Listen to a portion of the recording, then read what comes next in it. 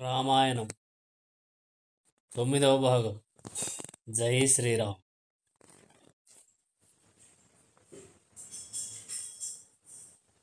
అందరూ వెళ్ళిపోయాక దశరథుడు కూడా వెళ్ళిపోయాడు. అంతఃపురానికి వెళ్ళాక దశరథుడు సుమంత్రుడిని పిలిచి రాముడిని మళ్ళీ తీసుకురమ్మన్నాడు. రాముడు వచ్చాక దశరథుడు ఇలా అన్నాడు: నేను జీవితంలో అనుభవించని సుఖం లేదు. ఈ శరీరానికి వృద్ధాప్యం వచ్చింది. ఎన్నో యజ్ఞాలు చేశాను. పితృ రుణం, దేవత రుణం, ఋషి రుణం, ఇలా అన్ని రుణాలు తీర్చుకున్నాను. నేను చేయవలసిన పని ఏదన్నా ఉంటే అది నీ పట్టాభిషేకమే. మీరు ఎందుకింత తొందర పడుతున్నారు అని అడుగుతావేమో రామా. నాకు పీడకలలు వస్తున్నాయి, ఉల్కలు పడుతున్నాయి. ఈ శరీరం పడిపోతుందని నేను బెంగపడడం లేదు. ప్రజలు దిక్కులేని వారు కాకూడదు. అందుకని నీకు తొందరగా పట్టాభిషేకం చేసేస్తాను. నీకు పట్టాభిషేకం చేయాలని ఒక ఆలోచన వచ్చింది. ఈ ఆలోచన మారిపోకముందే చేసేయని. భరతుడు చాలా మంచివాడు.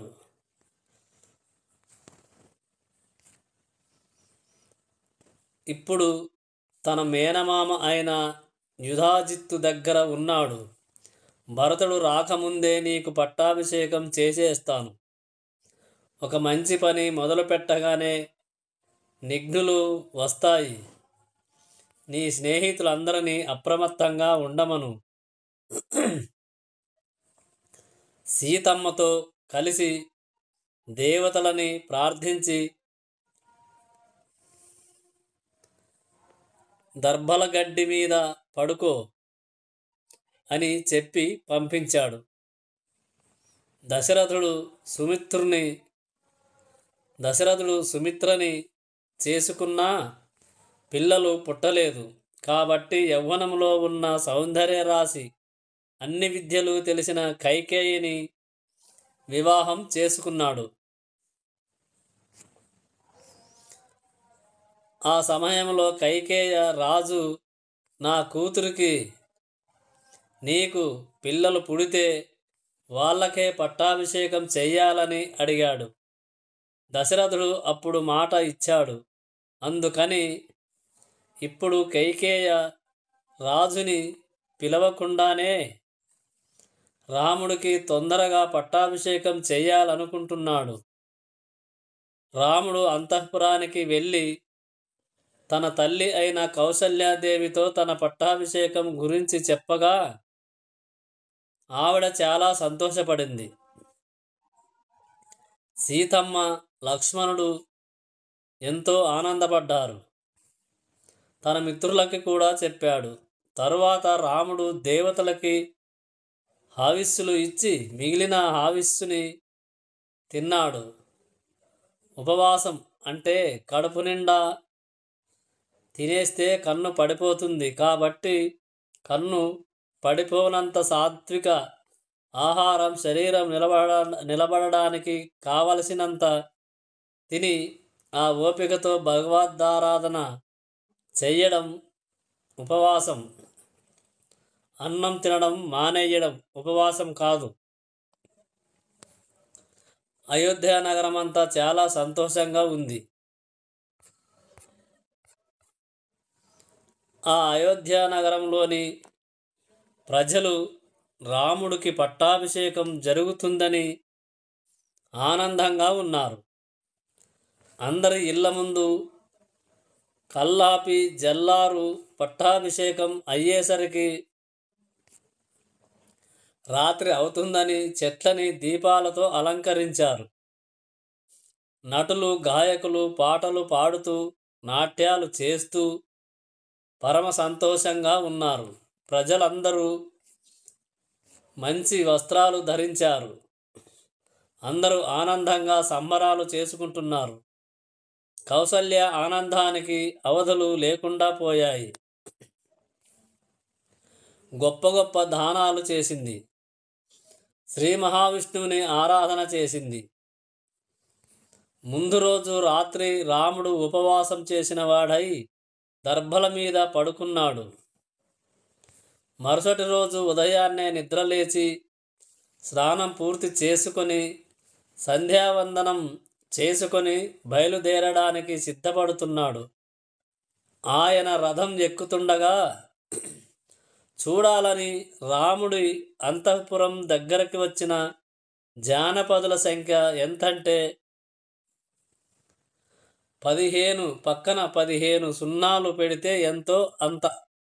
అప్పుడే అక్కడికి వచ్చిన వశిష్ఠుడు అంతమందిని చూసి ఆశ్చర్యపోయాడు.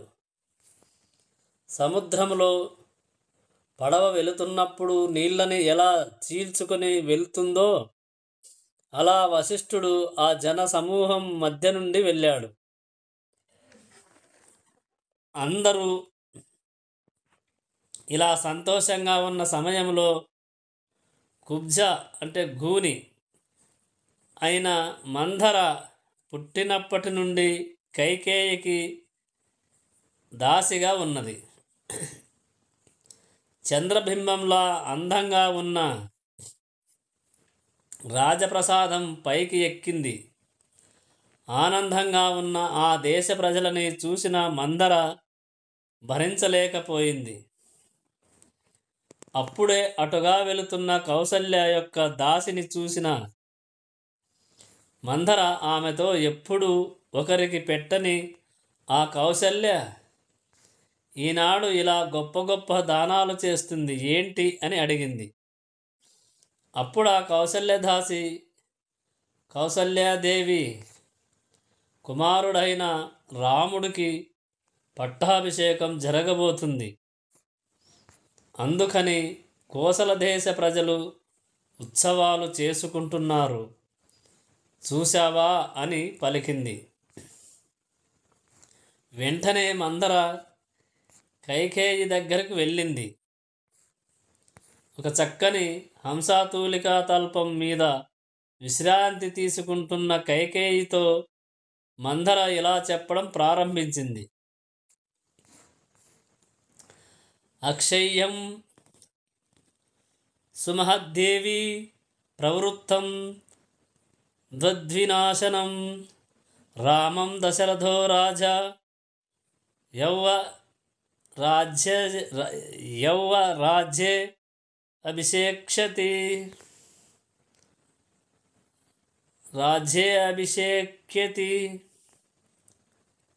అభిషేక్షతి. నీకు నాశనం ప్రారంభమైంది కైక, రాముడికి యువరాజ పట్టాభిషేకం జరుగుతుంది. పిచ్చిదానా, చూశావా, కొద్ది కాలంలో కౌసల్య రాజమాత అవుతుంది. నీ భర్త బహు చతురుడు, ద్రోహి, వృద్ధాప్యంలో ఉన్నవాడు యౌవనంలో ఉన్న నిన్ను కట్టుకొని తనకి కావలసిన భోగాలను నీ వద్ద అనుభవిస్తూ ఏమీ తెలియనివాడిలా తేనె పూసిన కత్తిలా ప్రవర్తిస్తూ నీకు పెద్ద మహోపకారం చేయుటకు సిద్ధపడుతున్నాడు. నీ కుమారుడైన భరతుడు ఉండగా భరతుడికి పట్టాభిషేకం చెయ్యడం మాని కౌసల్యా కుమారుడైన రాముడికి పట్టాభిషేకం చేయుటకు నిర్ణయించాడు. గమనించావా కైక అని పలికింది మందర. ఈ మాటలు విన్న కైక ఇలా అని పలికింది. అయ్యో, అలా అంటావేంటి మందర? నాకు సంబంధించినంతవరకు రాముడికి భరతుడికి తేడా లేదు. నాకు ఇద్దరూ సమానమే. అందువలన నువ్వు చెప్పిన ఈ వార్త విని నేను పొంగిపోతున్నాను. రాముడు కౌసల్యని ఎలా సేవిస్తాడో మమ్మల్ని కూడా అలానే సేవిస్తాడు. రాముడు కౌసల్యని తల్లిగా, మిగిలిన వారిని పినతల్లులుగా ఎన్నడూ చూడలేదు. అటువంటి రాముడికి పట్టాభిషేకం జరుగుతుంటే అంతకంటే గొప్ప విషయం ఏమి ఉంటుంది? ఎంత గొప్ప వార్త, ఎంత గొప్ప శుభవార్తని తెచ్చావు నువ్వు, ఈ బహుమానం తీసుకో అని ఒక బహుమతిని ఇచ్చింది. కైకేయి ఇచ్చిన ఆ బహుమానాన్ని మందర తీసుకోకుండా విసిరేసి ఇలా అని పలికింది, మూర్ఖురాలా, నేను చెప్పింది నీకు అర్థం అవ్వడం లేదు.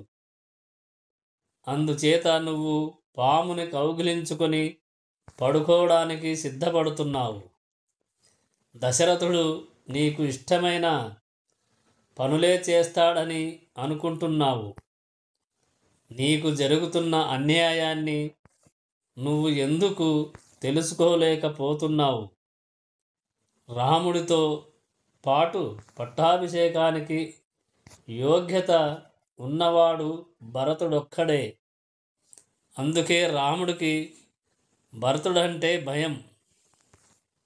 అందుకే యువరాజ పట్టాభిషేకం భరతుడు లేకుండా చూసి రాముడు చేసుకుంటున్నాడు అని పలికింది. చేసుకొని అందులో తప్పేముంది? రాముడు పరిపాలన చేసిన తరువాత భరతుడు పరిపాలిస్తాడు అని కైకేయ అని పలికింది. అప్పుడు మందర, పిచ్చిదానా, నీకు అర్థం కావడం లేదు. ఒకసారి రాముడికి దశరథ మహారాజు యువరాజ పట్టాభిషేకం చేశాక ఇక జన్మలో భరతుడు రాజు కాలేడు. రాముడు కొన్ని వేల సంవత్సరములు రాజ్యపాలన చేస్తాడు. తదనంతరం రాముడి పుత్రులు పరిపాలిస్తారు. నీ కొడుకు ఒక్కనాటికి రాజు కాలేడు. కానీ ఒక మాట గుర్తుపెట్టుకో, సుమిత్రకి ఉన్న 2 కుమారులలో ఒకడైన లక్ష్మణుడు సర్వకాలములందు రాముడితోనే ఉంటాడు. అందుకనే రాముడు లక్ష్మణుడిని తన దగ్గర ఉంచుకున్నాడు. కానీ శత్రుఘ్నుడు భరతుడితో ఉంటాడు కనుక శత్రుఘ్నుడిని తన దగ్గర ఉంచుకోలేదు. ఒక పెద్ద చెట్టుని నరకాలంటే ముందు ఆ చెట్టు చుట్టూ ఉన్న పొదలని తీసేయాలి. అప్పుడే ఆ చెట్టుని నరకగలము. అలాగే భరతుడిని తీసేయాలంటే భరతుడితో ఉంటున్న శత్రుఘ్నుడిని కూడా తీసేయాలి. అందుకని అవసరం ఉన్నా లేకున్నా శత్రుఘ్నుడిని భరతుడితో పంపించి ఇద్దరినీ లేకుండా చేశాడు రాముడు. అకస్మాత్తుగా యువరాజ పట్టాభిషేకాన్ని తన తండ్రికి చెప్పి ప్రకటించాడు. ఇలాంటి విషయాల్లో రాముడు చాలా తెలివైనవాడు. ప్రజలందరి మద్దతు కూడబెట్టుకున్నాడు. వాళ్ళందరితో రాముడు రాజు కావాలని ఆమోదం పొందాడు. భరతుడు ఇక్కడే ఉంటే రోజు తన తండ్రికి సేవ చేసేవాడు. అప్పుడు దశరథుడికి భరతుడి మీద ప్రేమ పెరిగేది. అలా జరగకుండా ఉండడానికే భరతుడిని రాజ్యం నుండి పంపించేశాడు రాముడు రోజు పితృసేవ అని దశరథుడి చుట్టూ తిరిగి పట్టాభిషేకం పొందుతున్నాడు. రాముడికి లక్ష్మణుడితో సమస్యలు ఉండవు. కావున భరతుడిని అయోధ్యకి రాకముందే మట్టు పెట్టేస్తాడు. అందుకని కైకా, నా మాట విని నీ కొడుకుని అయోధ్యకి రానివ్వకు. అటు నుండి అటు అరణ్యాలకి పారిపోమ్మని చెప్పు. ఒకసారి రాముడికి పట్టాభిషేకం అయితే ప్రజలకి ఆయన మీద ఉన్న నమ్మకం ఇంకా పెరుగుతుంది. ఇంకా రాజ్యములో తనకు శత్రువర్గం అనేది లేకుండా చేసుకుంటాడు. ప్రాప్తాం సుమహతిం ప్రీతిం ప్రతీతాం తాం హతద్విషం ఉపస్థాస్యసి కౌసల్యాం దాసివత్వం కృతాజ్ఞలిహు. ఇన్నాళ్ళు అందగత్తెనన్న అహంకారంతో భర్తని కొంగుకి ముడేసుకున్నానన్న అతిశయంతో కౌసల్యతో ప్రవర్తించావు. ఇప్పుడు కౌసల్య నీకు పాఠం చెప్పడం ప్రారంభిస్తుంది. కౌసల్య రాజమాత అవుతుంది. నువ్వేమో అడవులు పట్టి పారిపోయిన వాడికి తల్లివి. అప్పుడు నువ్వు దశరథుడికి భార్యగా కాదు, కౌసల్యకి దాసిగా బతకాలి. అన్నం కోసం రోజు కౌసల్య దగ్గరికి వెళ్ళి వంగి దండం పెట్టాలి అని మందర కైకేయతో అని పలికింది. మందర చెప్పిన ఈ మాటలు విన్న కైకేయ మనసులో దురాలోచన ప్రవేశించింది. ఆమె వెంటనే మందరతో, నేను నా కొడుకు ఈ ఉపద్రవం నుండి బయటపడాలంటే ఏమి చేయమంటావు అని అడిగింది. అప్పుడు మందర ఏమి చెప్పిందంటే, అధ్యరామితః క్షిప్రం వనం ప్రస్థాపయామ్యహం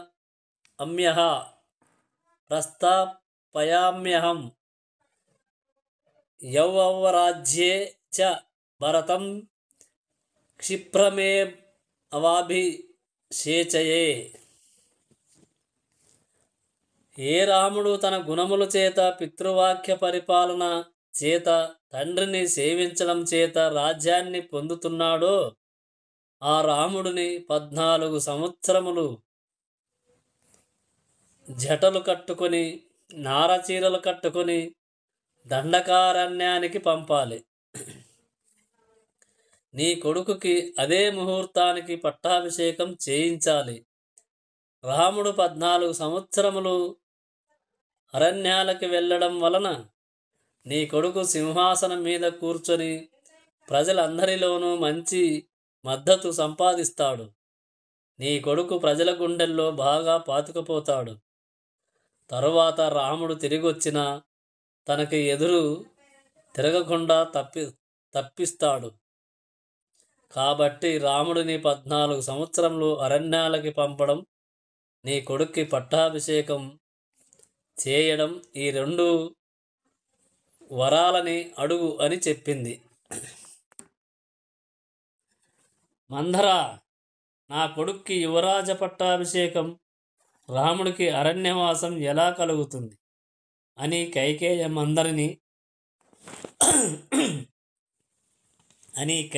మందరిని అడిగింది. అప్పుడు ఆ మందర, నీకు తెలీదా ఏంటి? నా నోటితో చెప్పించాలని చూస్తున్నావు. ఒకనాడు ఇంద్రుడికి వైజయంత నగరంలో తిమిధ్వజుడు శంభారాసురుడు అనే రాక్షసుడితో యుద్ధం వచ్చింది.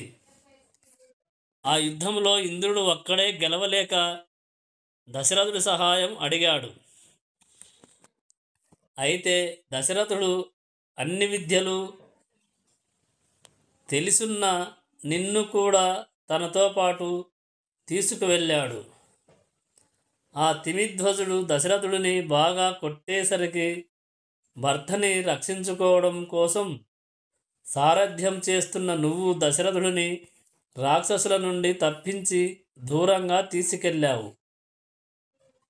అక్కడ సేద తీరుతున్న మీ మీద రాక్షసులు మళ్ళీ దాడి చేయగా నువ్వు వాళ్ళ నుండి తప్పించుకొని మళ్ళీ వేరొక చోటుకి తీసుకెళ్ళావు. అలా 2 సార్లు రక్షించడం వలన దశరథుడు నీకు 2 వరాలిస్తాను, కోరుకోమన్నాడు. కానీ అప్పుడు నువ్వు ఏమీ కోరికలు లేవని అడగలేదు. అవసరమైనప్పుడు అడుగుతానన్నావు. నువ్వు మరిచిపోయావేమో. ఈ విషయాలని నాకు చెప్పింది నువ్వే. ఎప్పుడైనా అడుగుతానన్నావుగా. ఇప్పుడు సమయం వచ్చింది. ఆ 2 వరాలు అడుగు. నువ్వు అడిగితే ధర్మానికి కట్టుబడే దశరథుడు మాట తప్పడు అని చెప్పింది.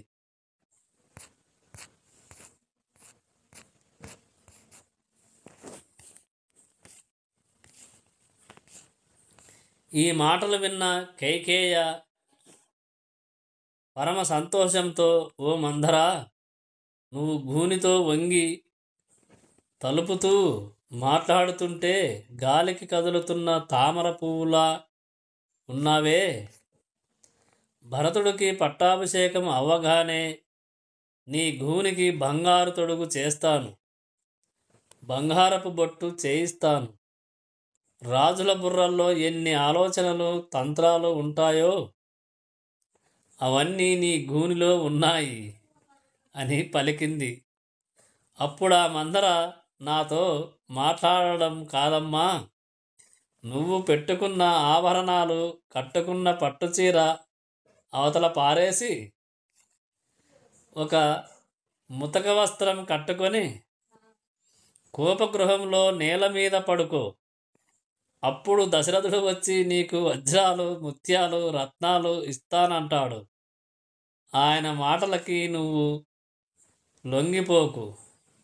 మంకుపట్టు పట్టి 2 వరాలు ఇస్తావా చస్తావా అని నిలదీయి అని పలికింది.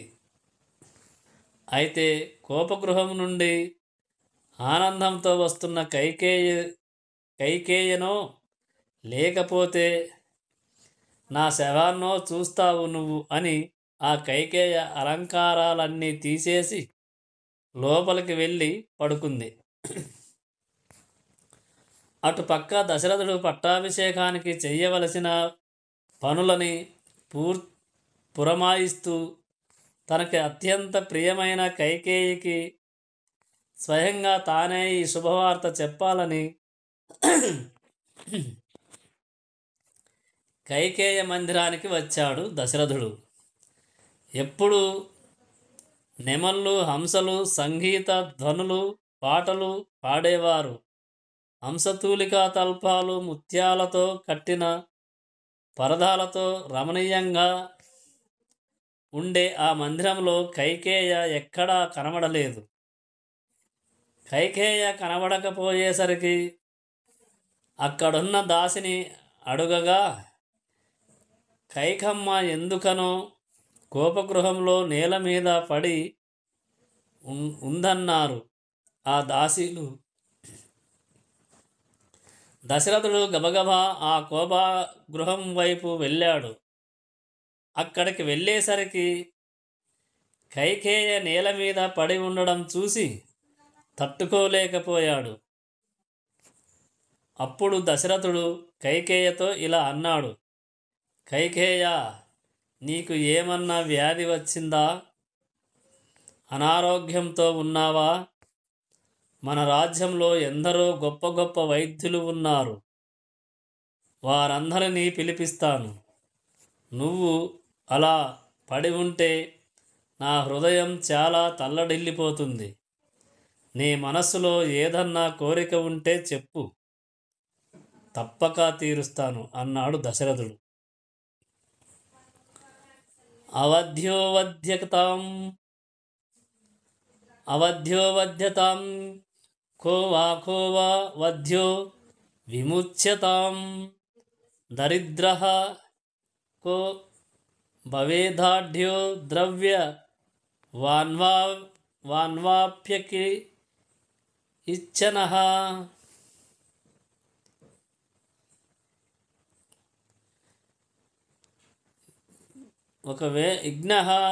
ఒకవేళ చంపవలసిన వ్యక్తి మీద నువ్వు ప్రసన్నురాలువైతే చెప్పు, వాడిని వదిలిపెట్టేస్తాను.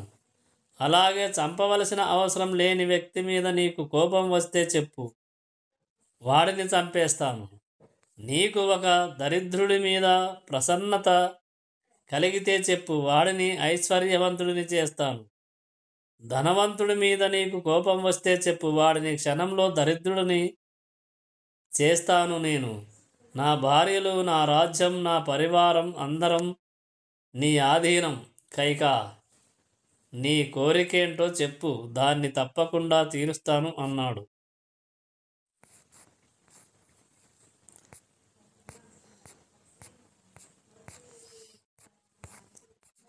నా కోరిక ఏంటో నీకు చెప్తే నువ్వు ఇలాంటి కోరిక కోరావేంటని అంటావు. కాబట్టి ముందు నా కోరికలని తీరుస్తానని ప్రమాణం చేస్తే అప్పుడు నా కోరికేంటో చెప్తాను అని కైకేయ అని పలికింది. అప్పుడు దశరథుడు, ఎవరిని నేను ఒక్క క్షణం చూడకపోతే నా ప్రాణాలు గాలిలో కలిసిపోతాయో, ఎవరిని విడిచి ఉండలేనో, ఎవరి మాట నా చెవిన పడకపోతే నా ప్రాణాలు ఉండవో, అటువంటి రాముడి మీద ఒట్టు పెట్టి చెప్తున్నాను కైకా, నువ్వు అడిగిన కోరికలు తప్పకుండా తీరుస్తాను అన్నాడు. అప్పుడు ఆ కైక, రాజు చెప్పిన మాటని మీరు వింటున్నారు కదా.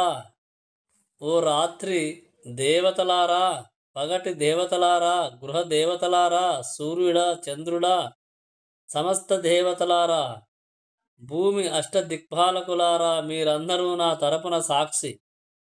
నేను కోరికలు కోరిన తరువాత ఆ కోరికలు తప్పకుండా ఇస్తానని రాజు నాకు మాట ఇచ్చాడు.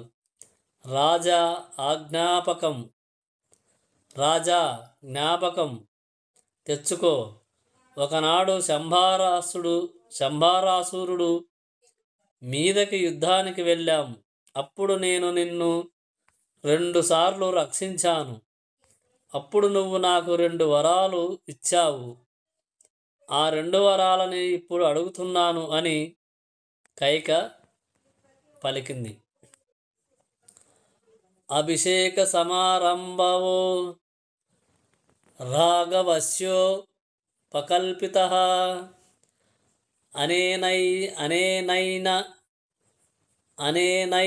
అనేనైవాభిషేకేన భరతో మేబి పిచ్యతాం.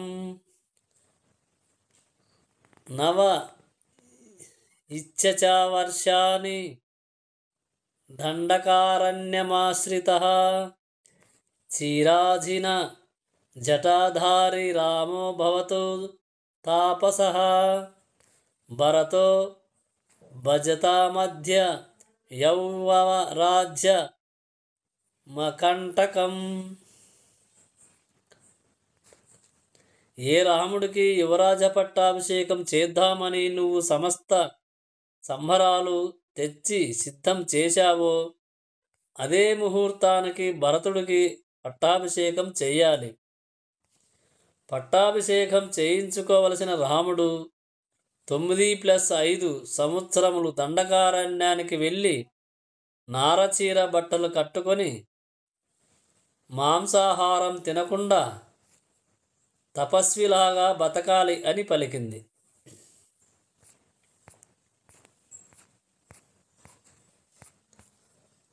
త్రేతాయుగ ధర్మం ప్రకారం 14 సంవత్సరములు రాజ్యానికి దూరమైన వ్యక్తి తిరిగి రాజు కాలేడు.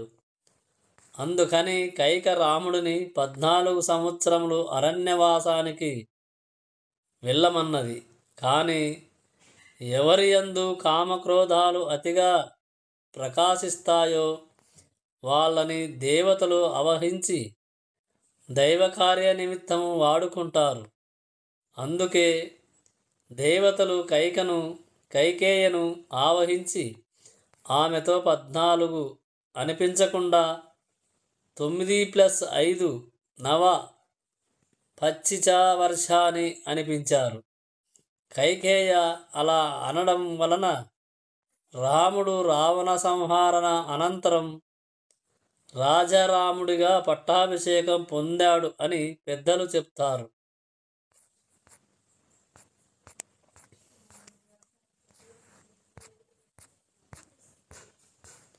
అప్పటిదాకా ఎంతో సంతోషంగా ఉన్న దశరథుడు ఈ మాట వినగానే స్పృహ కోల్పోయి ఉన్న చోటనే కూలబడ్డాడు.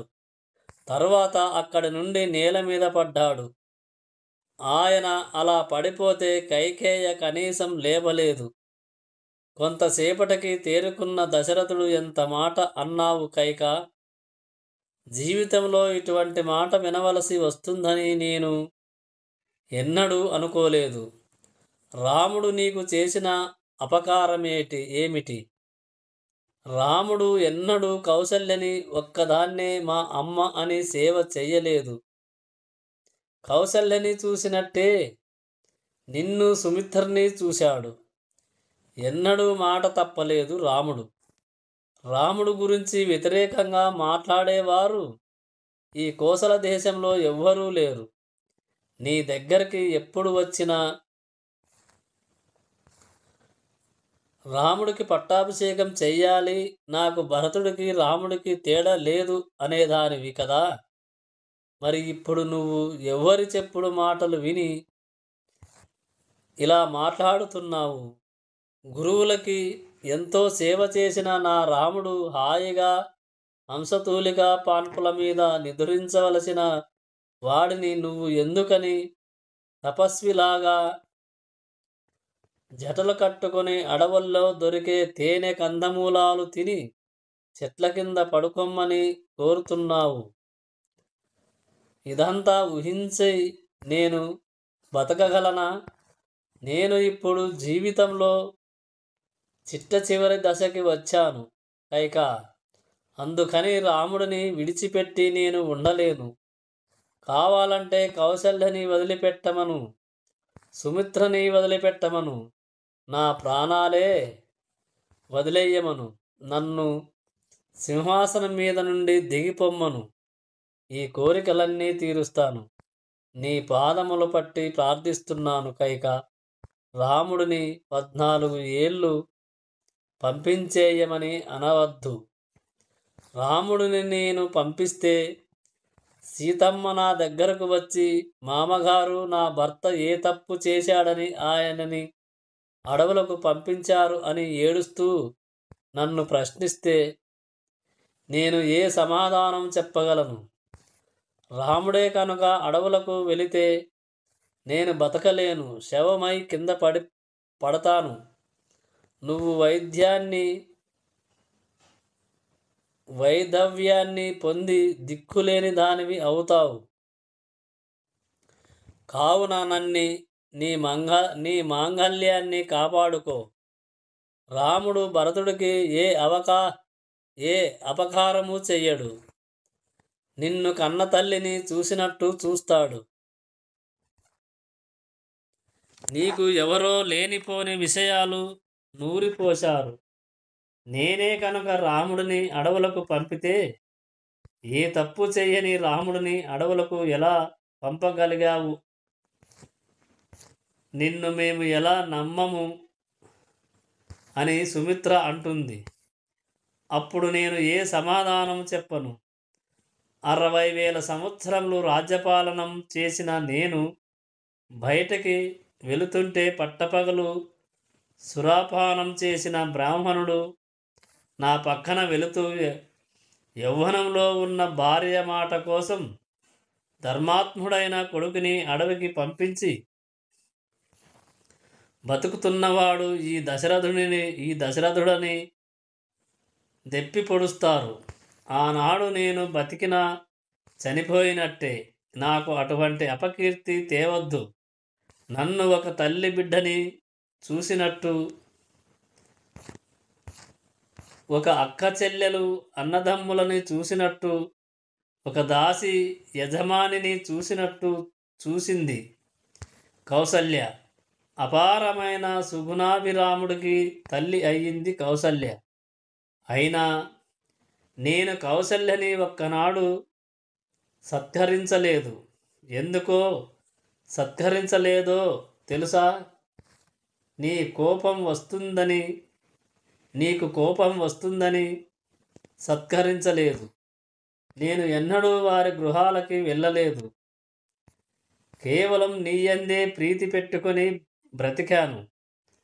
నేను వృద్ధాప్యంలోకి వెళుతున్నాను కనుక ఎక్కువ కాలం బతకలేను. అందుకని రాముడికి పట్టాభిషేకం చేయుటకు ఒప్పుకున్నాను. ఆ రాముడే అరణ్యాలకి వెళ్ళినవాడు ఆ రాముడే అరణ్యాలకి వెళ్ళిన నాడు నేను మరణిస్తాను. నేను మరణించానని తెలిసి కౌసల్య కూడా మరణిస్తుంది. నేను కౌసల్య మరణించాక ఈ రాజ్యం సంతోషంగా ఉండలేదు. నువ్వు భరతుడికి రాజ్యం ఇవ్వాలని చూస్తున్నావు. కానీ భరతుడు రాజ్యం తీసుకుంటాడని నేను అనుకోను. చిట్ట చివరి వరకు అందరి చేత అపవాదు పొందిన దానివై దిక్కులేని దానివై నీ బాధ చెప్పుకోవడానికి భర్త లేక విధవవైపోతావు. రాముడిని అడవులకు పంపితే నేను చనిపోతాను. నేను చనిపోయాక స్వర్గానికి వెళితే అక్కడున్న ఋషులు మహర్షులు నన్ను పిలిచి రాముడెలా ఉన్నాడని అడిగితే నేను ఏమి చెప్పగలను? నువ్వెవ్వడివి నాన్నా నన్ను అడవులకు పంపించడానికి అని? నన్ను రాముడు ఖైదు చేస్తే నేను చాలా సంతోషపడిపోతాను. కానీ నా రాముడు అలా చెయ్యడు. నాన్న, నువ్వు చెప్పావు, అందుకని నేను అరణ్యాలకి వెళుతున్నాను అని అంటాడు. అది నేను తట్టుకోలేను. రాముడు అరణ్యాలలో కష్టాలు పడుతుంటే నేను ఇక్కడ సుఖంగా ఎలా ఉండగలను? నిజంగా రాముడు అరణ్యాలకు వెళ్ళిపోవడం భరతుడి కోరికే అయితే నా శరీరం పడిపోయాక నాకు తర్పణం పెట్టకూడదు.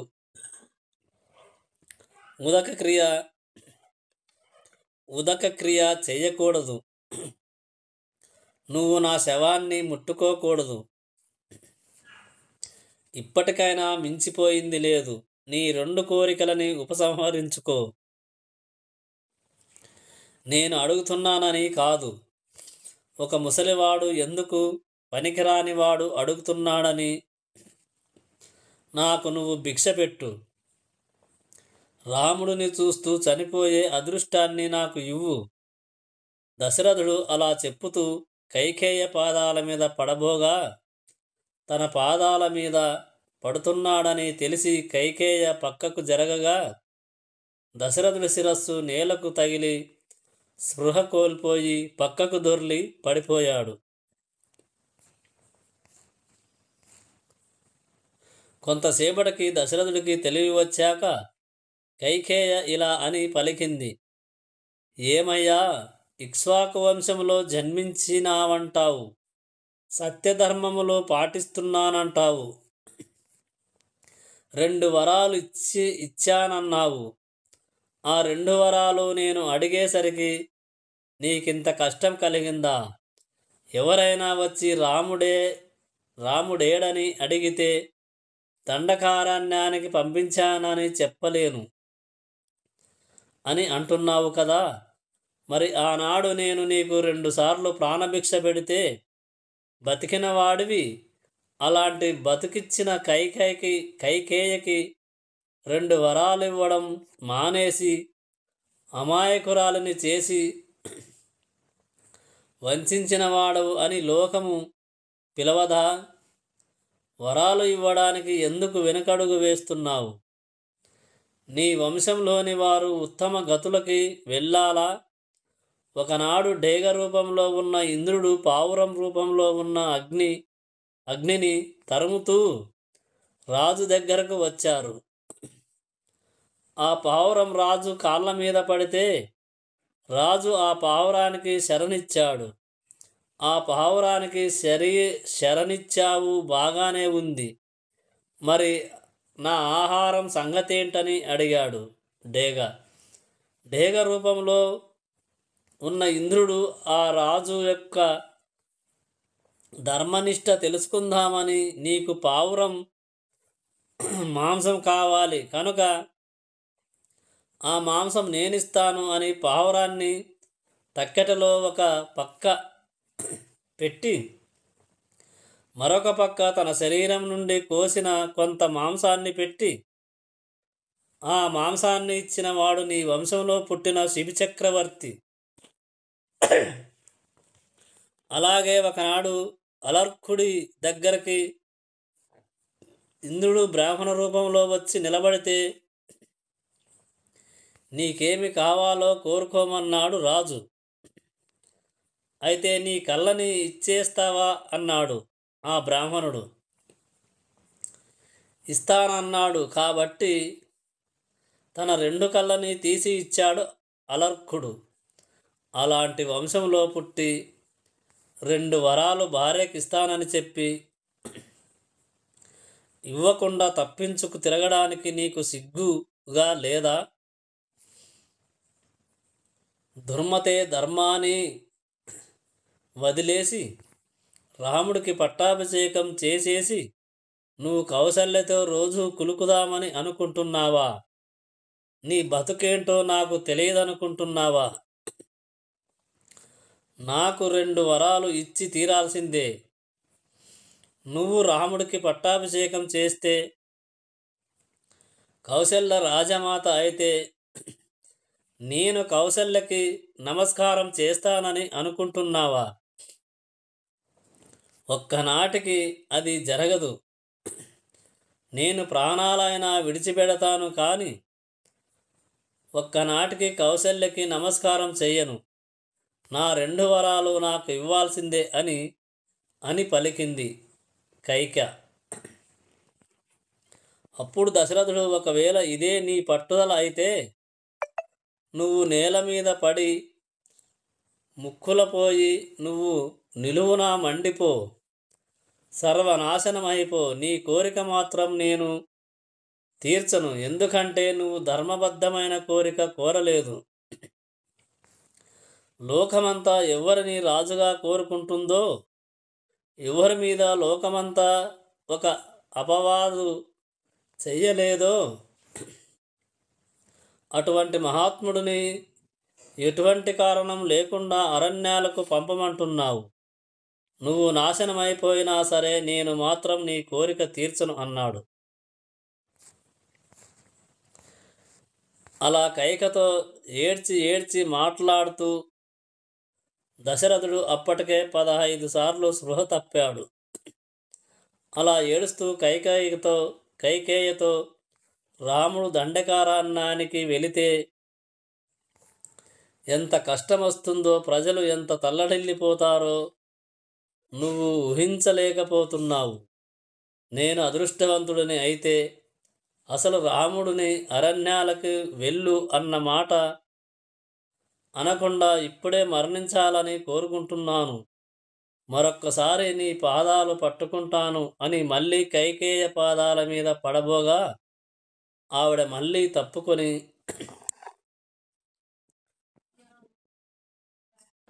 త్వం కత్తతాసే మహారాజ సత్యవాది దరుడ వ్రతః మమ చ ఇమాం వరం తస్మాత్తు విధా రైతుం ఇచ్చసి.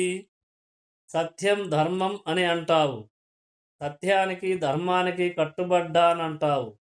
రోజు ఇన్ని ప్రగల్భాలు చేస్తావు. 2 వరాలు నేను అడిగితే ఇంత బాధపడుతున్నావు అన్నమాట.